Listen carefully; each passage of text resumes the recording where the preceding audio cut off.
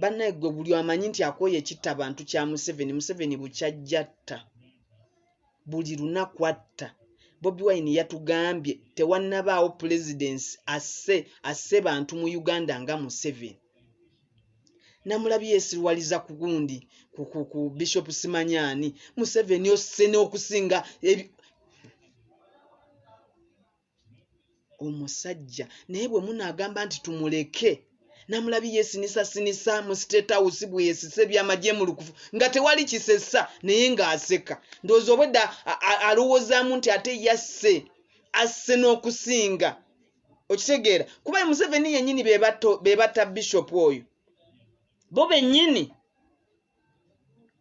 seno tu Museveni's comedy mugambe enough is enough ekimala Museveni togenda kutufuga nze nkubuulira ogenda kufuna resistance gy'otalabangako togenda kutufa esooka ensi ekutegedde gw'osooka kulaba nsi mmeka eza congratulations togenda kutufuga byampaka leero twabuuse gwe walowoozezza nti bwe wabbya akalulu mbw'ogenda kutufuga kumpaka tetigenda kusoboka bwe kuba kufa tuli bwiringa okufa naye togenda kutufuga ku mpaka togenda biri bye mbadde muzannya n'ogenda mu kalulu ne mugenda mu kooti ne muzannya katemba ffe katukwabize mu kooti zo katukuswalize mu bintu byo byennyini kati oli mu kusiba abaana baffe abatalina musango genda Jamiru mukulu wo yakuzanyira ddiru neggwa nattisa abasiraamu Jamiru mukulu tabangako musiraamu Jamiru mukulu ebyo yabyetuma bwetu mikulu Museveni babizannya yefuula omusiraamu kwa yategeera nti abasiraamu be bangu b'okumuyeekera n'asala watta abasiraamu ne mukolagana ne bakakeeto ennakasero ne mutta abasiraamu kakati genda ote Jamiru mukulu wo kubanga missoni zo yazikolera ekimala Mwami Museveni njagala sharing video ena ndabe bulungi. We are willing to die. Tuli beetegefu okufa. Ne togenda kutufuga ku mpaka.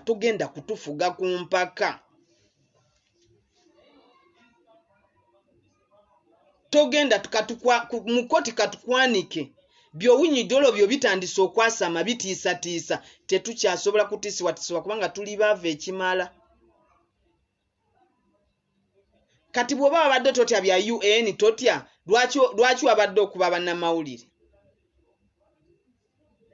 leka tukuswaze ensi ekumanye ate munnange gwoyinza okubozanya katemba olowooza obadde smart tewali gye batakumanyi ebyo byonna ebintu byakkoni wadde mwatadde simanyi ono omusajja simanyi bwe bamusalidde mbwe emisango simanyi 37 ani atakimanyi nti n'ebintu byakkoni byali bintu byo bipange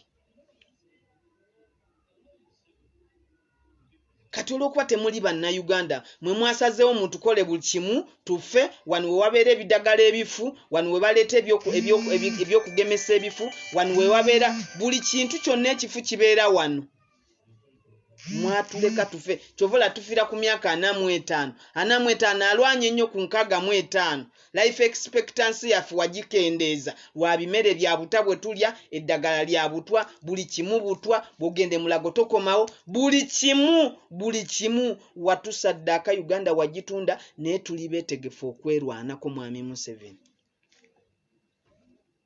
tuli beetegefu okwerwanako ku luno twamize pini tugenda kwanika buli kasasiro wo yenna biri bye tubadde mu kalubya tolooza bye twakwanise bitono ne we are going to expose you to the fullest mpaka mpala y'omunda buli kadiru konna ke mubadde muzannye n'abo abakyanyinawo n'abakoleya bagenda kukaanika ojja kutya n'okutya ogambe ebyo baabirikodingirangawa gwe towatidde ng'olaba bakimbugwe nga balese nga si movie nti nzanyi wabula ezo meetings watuzanga ku Serena tojina gy'ogenda kutudda Bannayuganda mbegayiridde musooke mwejjemu ebyamawanga tubiteeke wali. Wadde Museveni yageze kino Museveni kye yakoze okulaga nti Busoga teyawa Bobi Wine kalulu, nti Northern teyamuwa kalulu, nti Western teyamuwa, onule Baganda. Agezaako okubalaga nti no Uganda Abaganda Bobi Wine wa Buganda yekka mwenna muluzinge. Mwenna mukimanyi temwawa Museveni kalulu. Luno olutalo lwa ffenna. Mbegayidde muleme kubeera divided lwa mawanga, ffenna mujje tukwatire wamu. Museveni tagenda kutufuga ku mpaka. Togenda kutufuga ku mpaka. Olw'okuba mubbye Uganda buli kimu mukibbye. Buli kimu mukibbye. Kati mwe mulowooza mbu bw'onootiisatiisa abaana ne bw'onotta ne bw'onootuta ne bw'onookola ki gwe sigala ng'okola buli kibulitemu naye you going to be exposed. Ku myaka 95 owulira Uganda tonnagikuta. Genda e Rwanda owummule. Ndaba ssente zibadde zimubba wano ze mubadde mutwala e Rwanda ne muzimba Rwanda. Amakuba amalungi gonna agalirongo lasting gali Rwanda. Buli kya hotelu zennungi zonna muzitadde Rwanda. Kakati mugende muwummule mu nsi yammwe gye muinvestinzeemu gye mukoze kuba mubadde mubba wano we mutwala eri era muwulira mwagala mutuleke nga tuyulisa obulwe. Muwulira mwagala muleke Uganda nga gulevuzi nga butemukyalimu nga muve e Rwanda mujje okukipayinga. Tekigenda kusoboka. Ojja kututta mpaka kwasembayo naye namwe tujja kubakola ekikyamu mpaka ku muntu asembayo. Temugenda tusinikira binyo mu nsi yaffe. Kalangala yokka mwe gye mumanyi. These guys have sold everything. Mwe mulaba bulabi Kalangala. Mulabyeko Kalangala bingi bye bakoze. Wano tewali region gye batayinaamu mission tebakulye ekinusu. Tewali.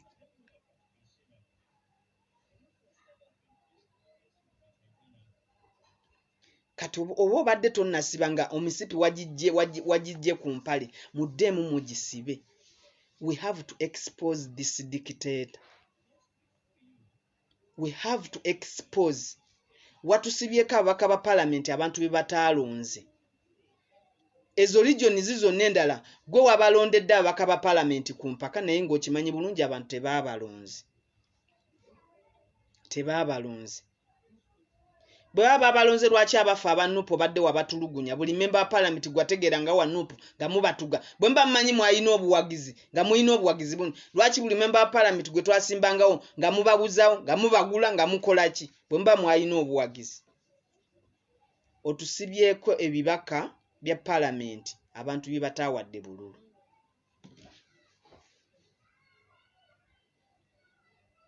Kiryandongo bangambye Harriet angambye naye wagitunda. Si Kiryandongo yokka. Ono gayi buli kimu. Uganda tebaluma. However much they have invested into Uganda bazimbye za arcade. Bo bamanyi nti ekiseera kigenda tuka bannayuganda babagobemu. Baddire abantu abaabwe babaleete b'okukipayinga Uganda. Awo tugenda kufa mpaka ku muntu asembayo. Tujja kufa mpaka ku muntu asembayo. Eyo Nakasongola mwe temumanyi biriyo bye bakolayo. Mwe mulaba sali musale kwezinga eyo. Mulaba mmotoka z'Abachina zigende ez'Abakoleya zigendeyo. Mwe temumanyi biri eyo. These guys tuyina kugira. Tuyina kwetaasa mbabuulire. Omutiitiizi gwe ng'omutiitiizi luno otale osooka oluleke.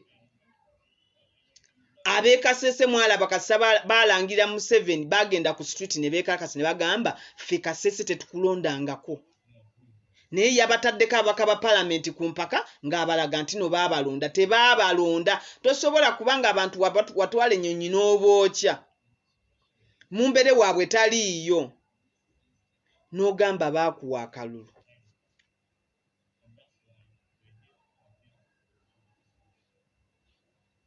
So, bino ebintu abakyabitwala eby'okubalaata. Njagala okwebaza mukama wange Bobi Wine, okyali bold nkwebaza. however much people are trying to insult you okumalamu amaanyi nenjagala okwebaza nti okyali mulemu, just be consistent. Ne bwe tunasigaza tuli kubala mu byafaayo naye toli weka, naffe weetuli, toli weka, naffe weetuli. Museveni taswala, tosobola kuddira abaana abato abatalina wadde emmundu, abatalina wadde ki, n'obalemesa n'obaddira kino ekisudani kiguti ne kibawozesa mu kkooti z'amagye, naye nga naawe okimanyi tebalina wadde akambe. Wabula Jamiru Mukulu eyattisa abasiraamu nga beegase ne Kakeeto, battisa abasiraamu abangi ne babatta nga beerimbise mu Jamiru Mukulu. Kati bwe baddira ne bapanga ne bagenda era ne baddamu ne batta abala. Jjukira bano bakwata Sejjusa n'agenda ebweru eyo naye nattisa be yattisa.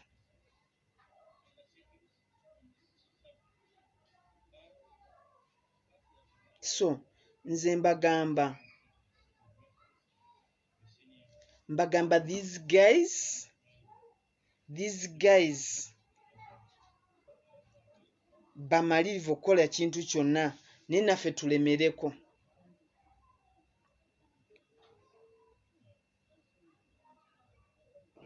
Oliwa ono yazze dda. Ndi ku live okitegeera. So mbagamba nti these guys tulina okwerwanako, obutitizi musoke mu busibe wali, abakaba tujjaka twabagamba when you are removing a dictator, mbadde nga mbagamba agenda kutta. Museveni agenda kutta, naye naffe tugenda kukaaba mpaka ddi? Tugenda kukaaba mpaka ddi? Tugenda kuleekaana mpaka ddi? Ekyo nakyo tubeereko nekono tugambe enough is enough.